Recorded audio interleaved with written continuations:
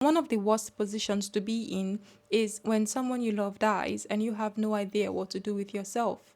More so if you're feeling a measure of guilt towards their deaths. We're going to talk about all of this later on in the story, but for now, let's start from the beginning. The story begins with Lara being told over and over again by Donan that Maeve Thackery's death wasn't an accident. He kept on saying, "It wasn't an accident, Lara. It wasn't an accident." I could not believe it myself. I couldn't tell you over the phone, but I watched the footage and she walked into the traffic. It wasn't an accident. Lara was dumbfounded, so she asked Donan, "What are you talking about?" To which Donan said, "I am saying she did it." There was absolute silence in the living room. After a while, Donan told Lara that Maeve had written her a letter and it's in Maeve's bedroom in case she wanted to read it because he's just going through everything in preparation for the funeral. Lara asked him, "Is it one of those letters? Is it those kind of letters?" To which Donan said, "No, I don't think so. I think it's just one of your usual letter writing exchanges. I don't think it is at all." When they got to the bedroom, only Lara stepped inside. Donan just remained by the doorpost, and for the first time, Lara could clearly see just how much everything was affecting him. He could not even bring himself to go into his daughter's bedroom. So Lara decided to read the letter out loud, just in case there was anything in there that could be a source of comfort to Donan. "Dearest Lara, it's been a while since I wrote you a letter. I've been quite busy taking your advice, so I'm writing to someone else now. I must tell you about Noah. I do believe I quite like him. Last month, we visited the Seven Sisters. Can you believe it? I actually went somewhere other than your apartment, Wexham Park Hospital, and on a drive with Dad. Dad was worried, but I asked him not to tag along. I fell once and hurt my side. I didn't tell Dad, so don't either. I'm getting worse, and I've slowly started depending on a cane to even get out of bed. But I'm just going to pretend like nothing is wrong. It's probably a stupid thing to do, but it's good for me. You should visit Seven Sisters when you get back from holiday. I felt something there, like I met the sky. It was the sweetest thing. I even forgot Noah was there with me for a while. I just wiped the tears off my cheeks because I'm really feeling it all.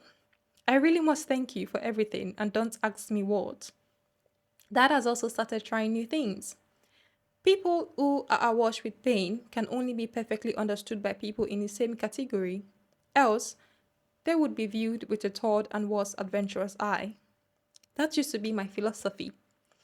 I no longer believe this wholly. No one has to be as sick as I am before we can share a laugh. I really must wrap up now. My fingers are aching, and I think this is enough exercise for them. I'm going down for breakfast now.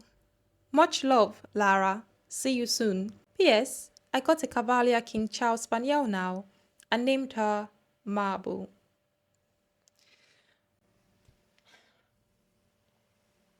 Lara looked at the date of the letter. It was dated the same day she left. She told Donan, I don't think this doesn't sound like she wanted to do anything. This sounds like her usual self. I don't think she wanted to do it, but she did," Donan said. "She did, didn't she?" "Was there any signs?" Lara asked him. To which he said, "No, there wasn't. There weren't any signs. They say there are always signs, but there wasn't any signs. The only thing I could think about is when we got back from the hospital recently and she was informed she would be needing a wheelchair soon. When we got back home, she lost it. She was angry, she was sad, and she was crying. I just thought she was finding it hard to I just thought I just thought she would be all right, because it's normal, right? It's normal to react that way when you get those type of news. I didn't think she would do anything like this, Lara. Lara could not even find the words to use. Instead, she just looked around the bedroom that once belonged to Maeve Thackery. Maeve had done it. And by done it, Lara meant Maeve had successfully redesigned her entire bedroom. Lara's home is fully designed in West African modernism, and Maeve loved it. Maeve always told her that she wanted to design her bedroom in that same manner. Shortly before Lara left for her holiday, she gave Maeve some design pieces, to which Maeve told her that by the time she gets back, she will be shocked. And shocked she was indeed. Maeve had not only incorporated the design pieces she gave her, but she had also added her own design pieces. An excellent choice of motifs, woven fabrics, geometric patterns, bright traditional colors. It was excellent. All of this just proved to Lara that there was no way Maeve could have done it. It just didn't make any sense. So she asked Donan, who is this Noah anyway? Because she had no idea who this Noah is. To which Donan told her that Noah is the son of their next door neighbor, Paul. Paul has a kid? Lara asked him. Because for all the years they have lived in that neighborhood, Paul has never had a kid, a wife, a girlfriend, nothing like that. So where Paul has a kid? Dodan told her that, yeah, apparently he does. He himself, Paul himself, did not even know that he had a kid. That it all happened shortly after Lara left for her holiday. A lady had shown up at Paul's doorsteps, informing him that her child is Paul's child. So here they are. So now they're trying to become a family, and he doesn't think that is going too well. But yes, Paul has a kid, same age as Maeve was, and yeah, they were close. Okay, Lara said.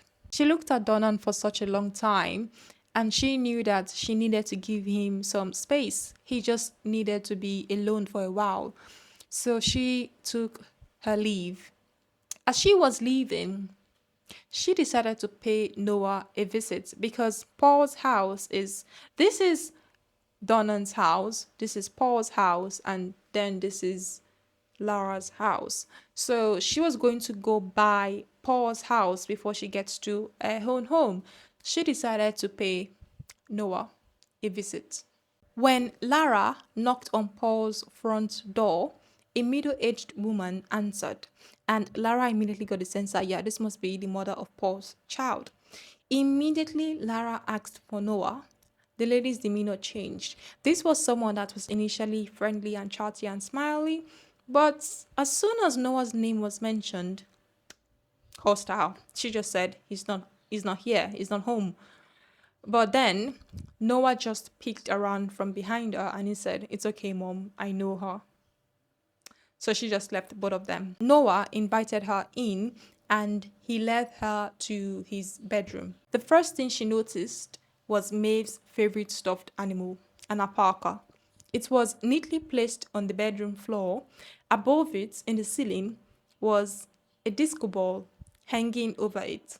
It was like an alpaca on the dance floor, something she knows that Maeve would have definitely found funny. She looked around the bedroom and there was just boxes everywhere, like someone just moved in and haven't unpacked yet, or someone was preparing to move out. She calculated the time frame. Almost 3 months ago, she went off on holiday, and Donan said they moved in shortly after she left. So that's enough time for them to have settled in and gotten all their stuff out of boxes already. So she leaned towards they were moving out. She just decided to ask Noah. She asked him if they were moving out, to which Noah said, yes, they are. They are moving back to Ireland. Things are not working out between my mom and my dad. So his mom was taking them back to Ireland. Besides, he added, don't want to live in Slough anyway. It's a boring place. Lara wanted to ask him if he did not want to live in Slough anymore because it's a boring place, because things are not working out between his mom and dad, or because of what happened to his best friend, girlfriend. At this point, she doesn't even know the nature of their relationship, but she chose not to ask him. How did you know who I am? At the door earlier, you told your mother. You know me. Maeve, Noah said. She talked a lot about you. I've seen you in photos. It just feels like I know you already. I've been expecting you, Noah added. Expecting me? Lara asked him. Yes. I knew you would knock. I've been waiting for you. I wanted to tell you something. Tell me what? Why didn't you tell Donan? I don't know, Noah replied. I think Maeve loved you a lot. I just feel like if she was really comfortable with you, I would be too. Okay. What do you want to tell me?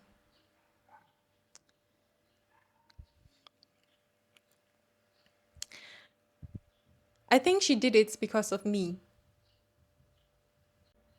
What? The day she died, we had gone on a drive into the city. And earlier that morning, my mom had told me that we were making the move back to Ireland. And I just felt like I had to tell her. We were in the car, so I told her. She was angry, she lost it. And she got out of the car and she started walking. And I got out of the car. I was begging her to come back into the car because her stability wasn't the best. And I was begging her to come back, and she told me to get lost. She told me she would make it home by herself, and I sort of knew that would be, really difficult. So she did not want my help. And I went back to the car so I could drive beside her. So anytime she wanted to get back into the car, I would be right there. Immediately I got back to the car, there was commotion, and I turned back around. I just knew something had happened. I could not see Maeve anymore. There were a few people gathered around, and someone was calling the ambulance. And then I saw her. She was just there on the floor. And I, I, I had no idea that would happen. I wouldn't have told her if I knew that was going to happen.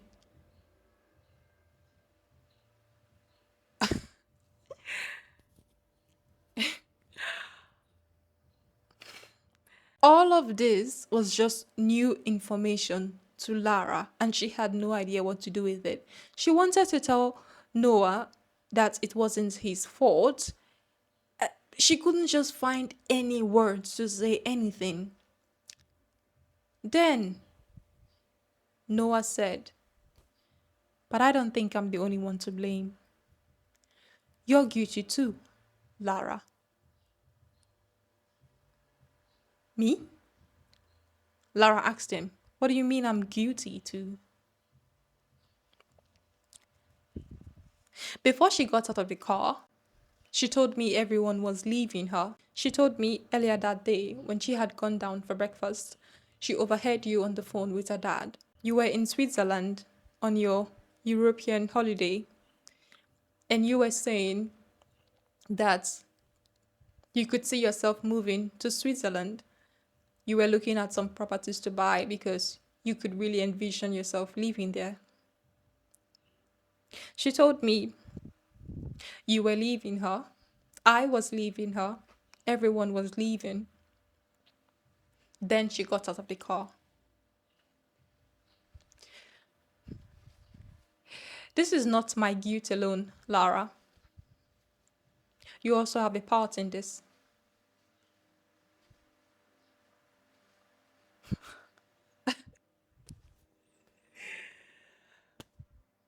Lara couldn't say anything. She just kept on thinking, Donan was in his home blaming himself.